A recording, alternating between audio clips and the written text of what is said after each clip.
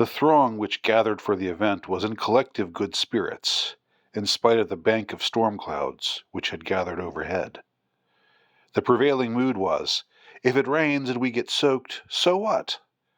The joy of just being there, of hearing his sweet melodic voice, of seeing his lovely face, at once stern, yet somehow possessed of an apple-cheeked innocence, made it all worthwhile and then some.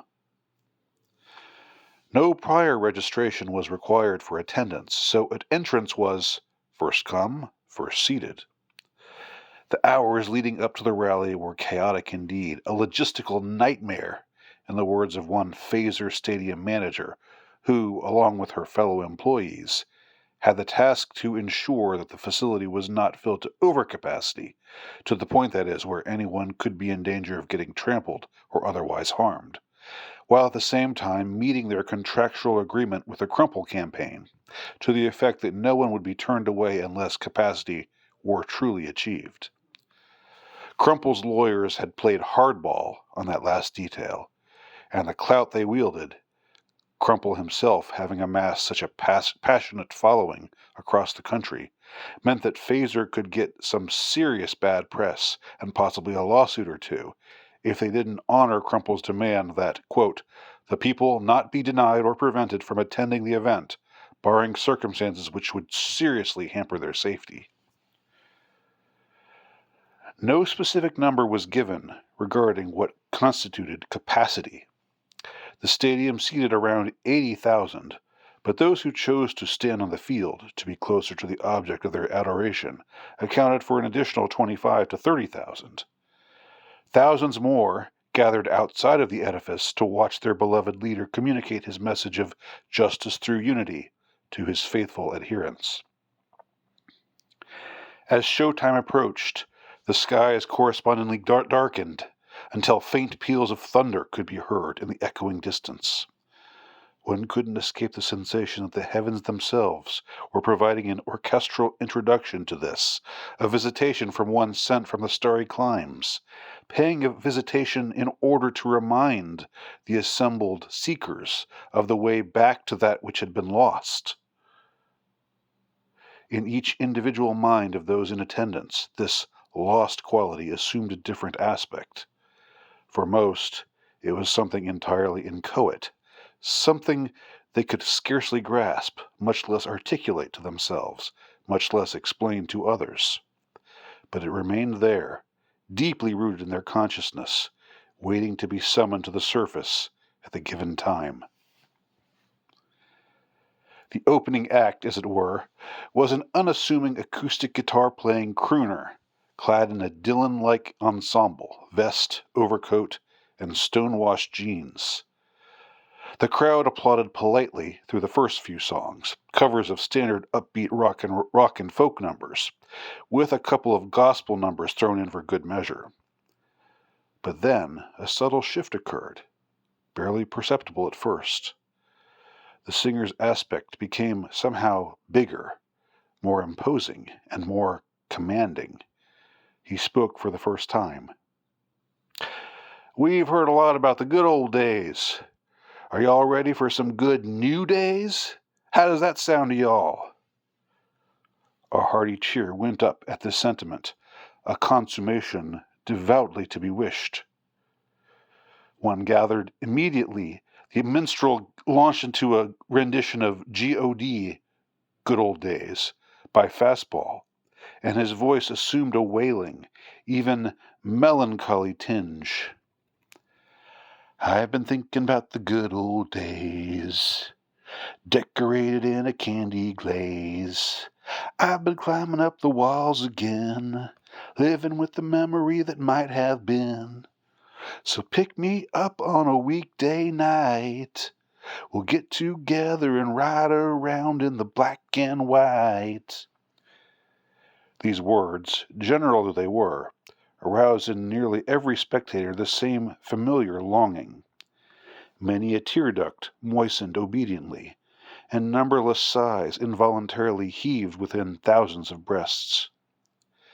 Then, upon concluding this tune, the jester in jeans smiled impishly and shouted, So are y'all ready to finally meet the man?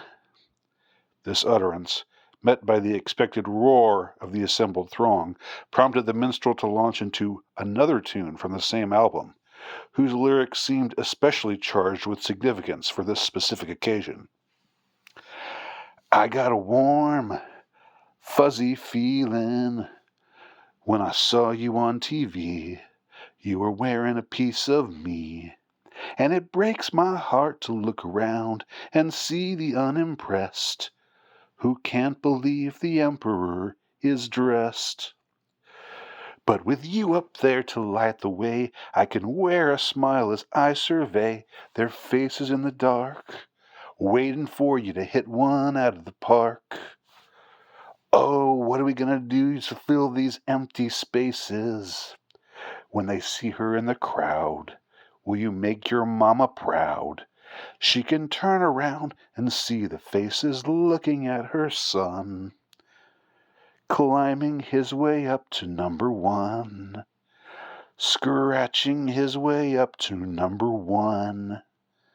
Then, ladies and gentlemen, the mother of the next president of the United States, Evelyn Agatha Crumple. The minstrel hopped and skipped over to meet the majestically robed woman who now emerged from the margins of the stage. He bowed, kissed her hand, and knelt before her in a comedic parody of extreme reverence. She returned the favor, wagging a finger at him as if to admonish the minstrel for his sauciness, but with a wide grin all the while, indicating that she was indeed in on the joke. She embraced him like a long-lost friend. Then, as the latter leapt out of view, she assumed his former position, center stage. The crowd's applause, cheers, hoots, hollers, and whistles went on for nearly half a minute.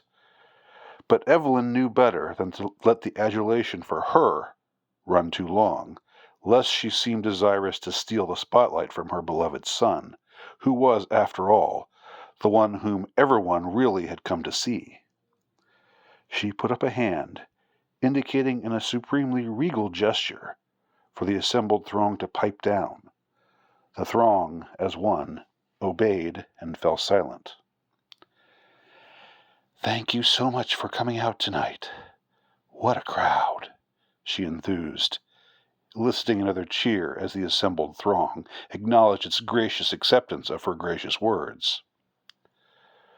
What happened next had to be seen to be believed. In some ineffable way, Evelyn's appearance transitioned from that of a beaming, ecstatic woman to that of a lady in mourning. Yet in this abrupt metamorphosis she became positively radiant. Many in attendance sighed in awe as if witnessing a divine apparition. Even those near the back picked up on the change, thanks to the jumbotron screen. Many a heart skipped, many a chest was clutched. With collective bated breath, they awaited her words. 21 years ago, on this very day, I suffered the saddest, most tragic day of my life. She spoke into the microphone in little more than a whisper, but the now utterly silent crowd heard every word, articulated with meticulous precision. The more they heard, in fact, rather, her words resonated in their souls. They more than heard, in fact, rather, her words resonated in their souls. They sat in awe, eager to consume every morsel of her message. 21 years ago was also the happiest, most joyous day of my life, she continued, though her face signified sorrow. It was the day my dear departed husband, Evan Crumple, and I made love and conceived my son. Shocking and intimate, perhaps excessively intimate, as this revelation was, nobody groaned or giggled with embarrassment. Instead, the assembled throng came to an identical understanding. They were indeed privileged to hear these words. Sacred truth was unfolding before their eyes. Something like a nativity story was being related to them. Then, later that day, Evan was senselessly lost. She little needed to elaborate. Everyone by now knew how Crumple, a bright and shining star in the Senate, who sought to bring decency back to government and to eliminate corruption, was killed in an automobile accident involving an aide who was a drunk driver, and who was later found to be an unstable, perhaps schizophrenic man. That aide's name was long forgotten, but the legend of Evan Crumple lived on. He was valorized as an idealist who was tragically plucked from the world in the prime of his career, just as he was on the precipice of doing much good. Statues of Evan Crumple had sprung up in many places across the country. In every image, the martyred hero was displayed as a man of profoundly wise character, with a twinkle of whimsy in his eye. Though not handsome, Crumple's stout figure was usually rendered as avuncular. He was the sort of public figure who had been relatable, while at the same time seeming paradoxically larger than life. I said, a moment ago, that Evan's death was senseless, but in truth, it was not at all senseless. It happens, it turns out, at just the right time. For before he passed on, he planted that needful seed into my waiting womb. Here she paused and sighed with great emotion, as if experiencing that moment of conception all over again. Her eyes closed, and she shuddered with conspicuous delectation, recalling the sensation of new life awakening within her. Again, the rapt audience, far from being put off by the brazenness of her manner of expression, responded with a sense of awe.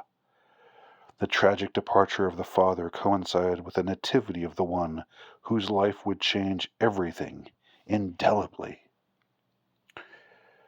Presently, Evelyn opened her eyes again, her face animated with something like post-coital contentment. She ran her finger through her lustrous raven hair. She displayed no gray whatsoever, and indeed looked nearly 2 decades younger than her 55-year-old frame. Many had remarked upon her remarkably youthful appearance, and not a few had noticed her still quite potent sex appeal.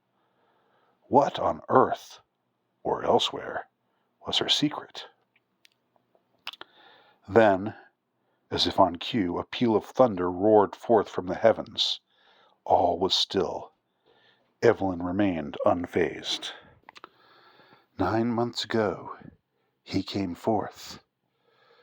From the first time I was set alight by the spark of his being, I knew that my son was special.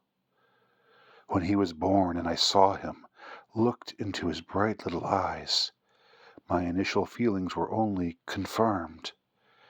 And for every single moment of his life afterwards, the way I felt when I first felt him quicken inside me, then when I witnessed his arrival into the world, I've become all the more convinced that this boy, this man, this extraordinary person, my son, will change the course of the world.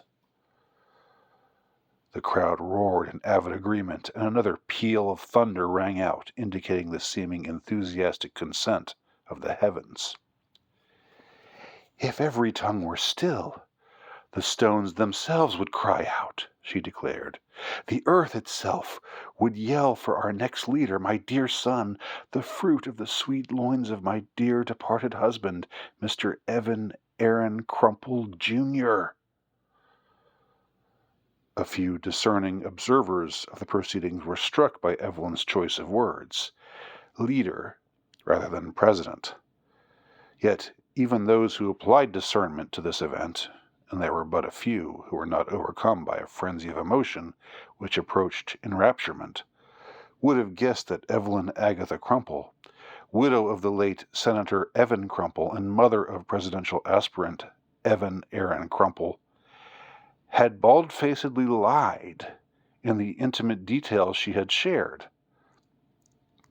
None, not even the most skeptical, would have guessed that, shockingly enough, the man now taking the stage to an explosion of full-throated cheers from thousands of followers, in fact possessed a wholly divergent paternal origin than that which had been professed by his lovely, passionate, and devoted mother. Evan Jr. now strode into view, dressed in an elegant sweater vest and charcoal-colored corduroy trousers. Unlike his ostensible father, Evan Jr. was tall, slender, and arrestingly handsome. He flashed a killer smile, which dazzled even as it disarmed, for it betrayed both confidence and a sort of secret shyness, a half-hidden vulnerability. At age 20, around 3 months shy of 21, as had been earlier established by the less than delicate revelations of his mother, he was in the full flower of youth, a glorious specimen to behold.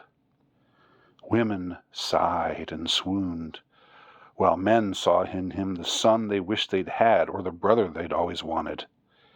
He waved jovially to the crowd, as if happily greeting close friends after coming home from a long trip. Evelyn hugged him hard, kissed him briefly on the lips, and kicked a stocking leg in the air with a sly, mischievous smirk, before sashaying off into the wings. Evan winced comedically at his mother's unrestrained and indulgent gesture, and a supportive laugh ripped through the packed Colosseum. "They said we couldn't do it," he declared. "Were they right?" "No!" yelled nearly 100,000 strong in immediate response, knowing instinctively the context meant by the adored speaker. "They said, 'He's too young. The law says it is forbidden. The law says he must be 35. Did that stop us?' "No," came the lusty response. "Fuck, no, that didn't stop us," Evan exulted. "We just got them to change that stupid law, didn't we?" The crowd roared, and another thunderclap rang out. "We showed them just what we the people means, didn't we? It doesn't mean they the government, it means we the people. We, not they." Now the throng ecstatically launched into an extended parroting of this newly minted phrase. "We, not they. We, not they. We, not they. We, not they." As this mantra echoed through Phaser Stadium, its coiner nodded, flashing a mischievous smile, quite resembling that of his mother. "And speaking of they," he went on, "and we all know who they are, don't we? They are the ones who think they have the right to rule the rest of us. They want us to stay in our place. They want us to sit down and shut up. And they sure have run us through the ringer, haven't they?" His jaw had now set in that flint-like expression of anger and disgust. Handsome and elegantly dapper though he was, at moments like these Evan Jr. looked positively terrifying, like a beast stalking its prey in the wilderness. His adherents, however, were not put off in the least, for they knew he stalked on their behalf, and hunted those whom they hated, loathed, and feared. What have the past 2 decades brought us? Phony pandemics? Wars? Food shortages? "Oh, we're doing our best," they say. "Just do as we say."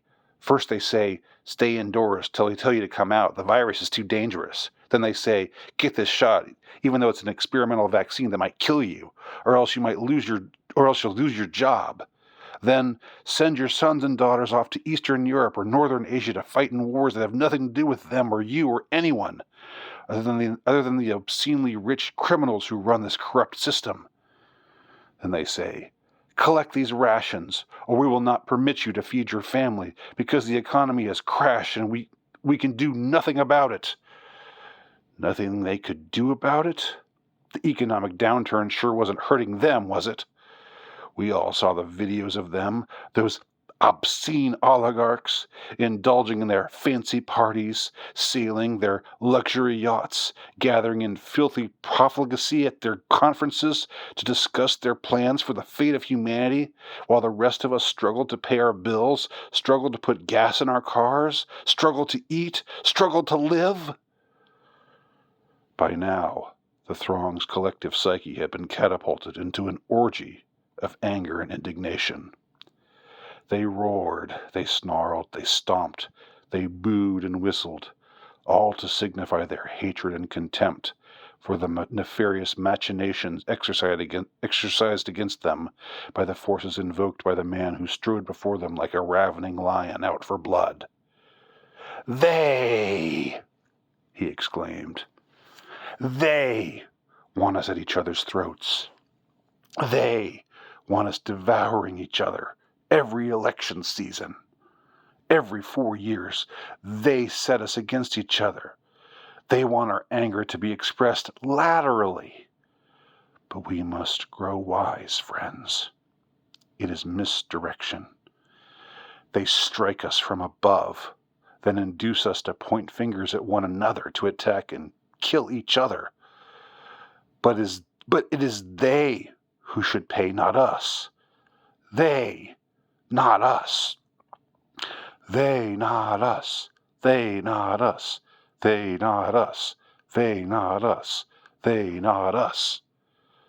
The throng had once again been provoked to engage in a lusty, full-throated, vigorous chant. Evan let them carry on for nearly the span of a minute. Then, as soon as the roar began to show signs of dying down, he essayed forward. "But we, not they, shall prevail," he declared, "because they know by now that their time is running out." He turned his head up, seeming now to address a hidden group of fearful eyes watching him from various places of prominence. "Do you hear my words, Phaser? You, the very ones who named this stadium, who are responsible for forcing millions of people to go to their deaths, along with the rest of your pharmaceutical robber baron cronies? You will pay for your crimes. We, the people, will see to that." The crowd again roared, hooted, and hollered. "Do you hear me, military-industrial corporate complex? You who have sent so many of our young into the meat grinder of eternal war? Do you hear us? You will not divide us any longer. We are united, and we are coming for you. All you sitting in high places, it's all gonna fall on you." Evan, in fact, improvised this last statement, the known lyric from a once popular song, still alive in the consciousness of the masses, or at least what was left of the masses following the catastrophes that had engulfed so much of the nation, as well as the world in the past few decades. "You tried to replace us. You ghouls, you thugs, you demons. But you have failed. We are still here. You won't replace us. We will replace you."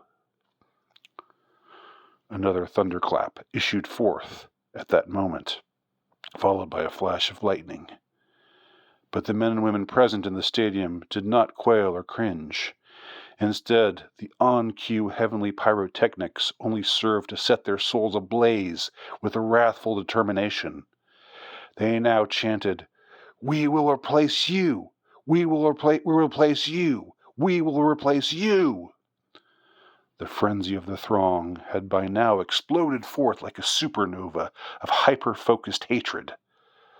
This fire was not in the least dampened when, seconds later, the skies finally opened and dumped a fateful deluge upon the faithful in assemblage. The downpour did not diminish their enthusiasm one whit. Though soaking wet within seconds, they continued to chant and cheer, their eyes smoldering with unquenched wrath. "The storm is here! Thank you, my friends. Onward to victory!" Evan, now drenched himself, stood unashamedly before his fans and followers. He smiled with determination and defiance, and raised his arms high, with each fist tightly clenched, displaying uninhibited verve.